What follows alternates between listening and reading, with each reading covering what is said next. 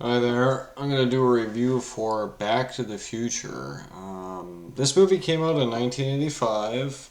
Stars Michael J. Fox as Marty McFly, Christopher Lloyd as Doc Brown, Dr. Emmett Brown, and yeah, who else? It's different movie than normal. It's also got Leah Thompson as Lauren Baines, Kristen Glover as George McFly, and Claudia Wells as Jennifer Parker. This is the movie that it kind of is a curious movie series franchise. It's basically it's a comedy. It's just comedy.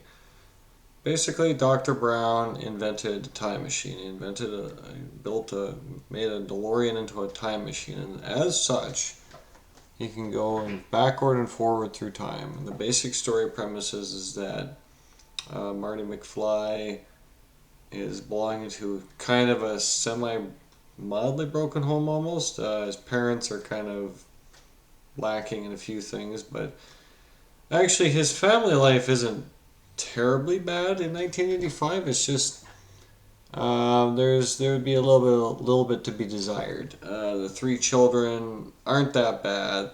They're not that badly raised. It's actually not that bad of a movie. It's not that bad at the start. It's just that dad apparently works at a plant and he's not the most self confident type person. But nonetheless, this is a movie about how Marty McFly's friend, Doc Brown, uh, builds a time machine and accidentally swoops Marty McFly 30 years into the past into 1955. And what does he find in 1955? Well, he finds that that the law that his family finds out about his family. He finds out about his mom and his dad. The fact that his mom and his dad were kind of an accidental meetup. Unfortunately, he kind of interrupts that meetup. And what results is that he has to spend time with his two parents trying to figure out how to get them together. And this is where the problem starts because, of course, Lorraine Baines originally met her husband um, in a freak accident. Apparently fell out of a tree, almost got run over, and nonetheless, she fell in love with him. That's how he fell in love. But nonetheless, we get this movie here where the opposite happens. Marty McFly almost gets run over, and Lorraine develops feelings for Marty, which is not really what Marty had in mind. He didn't have this in mind at all. His mommy has the hots for him. It's really bad. This is really bad for him. In fact, it produces some peculiar sequences in the movie because, of course, he's trying to avoid all matchups with these people. Nonetheless, he spends a good chunk of the film basically trying to figure out a way to get George McFly together with his mom. And and that's the joke of the film is that never mind that Doc Brown invented a DeLorean, invented a time machine. Time machine is just a pure and simple device to get back in time, and Marty McFly gets to meet his parents when they were his age, more or less two 17-year-olds. It's all good. It's actually a relatively decent. It's a really good film. Pretty perfect from what I understand. It's got a pretty good. It's got the perfect score. It's got perfect sound design. Really good setups. Nonetheless, Marty has to meet up with Doc Brown of 1955 in order to figure out how to get back forward in time, but also at the same time get his parents together. And he does end up finding Doc Brown. Doc Brown apparently doesn't age. He looks almost the same as he does in 1985, so there's not much aging going on there. I think they sort of tried to play it off as that he's a really old man in 1985, and he's apparently a not very old man in 1955. I like how he says that. He says, "I'm an old man." This, of course, was Christopher Lloyd had been in a TV show prior that made him look actually older than he does, almost older than he does in Back to the Future. He'd been in Taxi, which was a TV show where he actually may have been looked older. Actually, ironically, in Taxi, he does kind of look his age. Um, I don't even remember how old he is, but nonetheless, yeah, he. It's kind of a funny movie about the fact that basically Dr. Brown has to get Marty back, figure out a way to get Marty back to the future. And yeah, Marty has to figure out a way to get his parents together. It produces some really good sequences. We end up finding out that like there's a subplot about or random mention in the future about the clock tower being struck by lightning, and so that produces a rather cool aforementioned sequence of how that works. And he's a it's a rather ironic thing. Actually, one thing I noticed is it's kind of funny how Doc Brown and Marty are both there's something about them that in a way you don't really want to know them because they're a little bit bullyish, jerkish.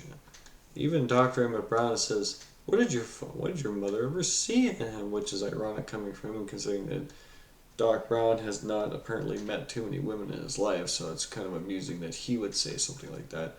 And Marty saying something like that is kind of ironic because Marty is I don't know. There's something about the way the movie's written. Nonetheless, that's not what the problem is. George McFly is a bit of a science fiction writer. We learn that's something that we find out that he has got a plethora for. But for whatever reason, Marty McFly never learned about this stuff. That was the thing. That was Marty McFly learned. Marty learns a little bit from his father that he never learned before. He learns that his dad has got a science fiction thing going on. He didn't know about that. I don't know why he didn't know about that. I don't understand why George didn't show him anything. That's a kind of a confusing premise in a way because it doesn't actually make any sense when you think about it as uh, why the parents didn't tell their kids anything about themselves when they were younger. Maybe it's because they're both so depressed that they don't want to share it, that they could have been much better people. But nonetheless, it's all good. This is in the end, they figure out a way to get the DeLorean to go back to the future by using the lightning strike from 1955 and a cable line across the road. And the DeLorean has to hit 88 miles an hour to get to that future, to go back and forward in time period. So that produces an interesting dramatic sequence at the end because, of course, the cable keeps getting knocked out by everything. It's an amusing sequence. Dr. Emmett Brown almost dies of electrocution in 1955 because of this problem. Nonetheless, it's all good. It's a pretty good story. It's got really good concepts. Um, Personally, I don't. I think this is obviously the best of the franchise. It's a three-part series. Ironically enough, I don't know which one. I think this is obviously the best one. I don't know if I think the second one is as good as the third one. I don't know. It's kind of a hard story to tell. Nonetheless, how you end up with the DeLorean's time traveling ability is rather amusing. Um, and that's the amusing part about this entire storyline is like Lorian Baines develops a develops a desire for Marty, which is ironic considering that it was just. I guess we find out that Lorraine is really easy, not that hard to get her. But nonetheless, I think this movie does a pretty good job of setting up its characters. Does a really good job of pretty much everything. As I've heard, it's considered to be the perfect movie. Nonetheless, the time traveling storyline is a little bit skewed. I mean, it could use improvement, but it's not perfect storyline telling. Why does the parents not recognize their son from earlier? Actually, I don't think there's any real reason why they would recognize him. He's a once-off person that appeared for a few days back in 1955, and yes, they might have some recollection of his character, but I don't think they would even consider for a second that this guy was having to do with well, he calls himself Calvin Klein, but I don't think they would give a second thought to him being the same person. Maybe I'm wrong. I don't know. Most people don't have a memory beyond a year, so it's I don't think they would remember him, but nonetheless, they just don't, and it fits the story. The only thing about this story I get kind of confused about is that when Marty goes back to the future and his parents are both self confident now, is that we now have a new future where his parents are in a good spot and they live in the exact same house and they do the exact same stuff. Only difference is his dad now is suddenly a sci-fi writer with a better job and other things like that. So it's kind of a confusing movie in a way. Um, I don't know. I think that's the problem with it is that in the few he comes back to the future and he fixed it.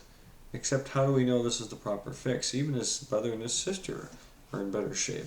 So it's kind of bad weird for that, but nonetheless that's how they set it up. That's how they set the story up in this movie, is that he comes back to come back to the normal time and everything's been fixed. Also, Biff Tannen, who was supposed to be uh, like a major character in the movie. He's the bully, school bully. He almost stops the parents from getting together or stuff like that. And he also wants to get together with Lorraine. It'll never happen. But he comes into the future and now suddenly he's this not so hardened bully anymore. He's totally the opposite. But nonetheless, it's a totally different point. Good movie, well done. I recommend to anybody. But yeah, there you go. That's Back to the Future.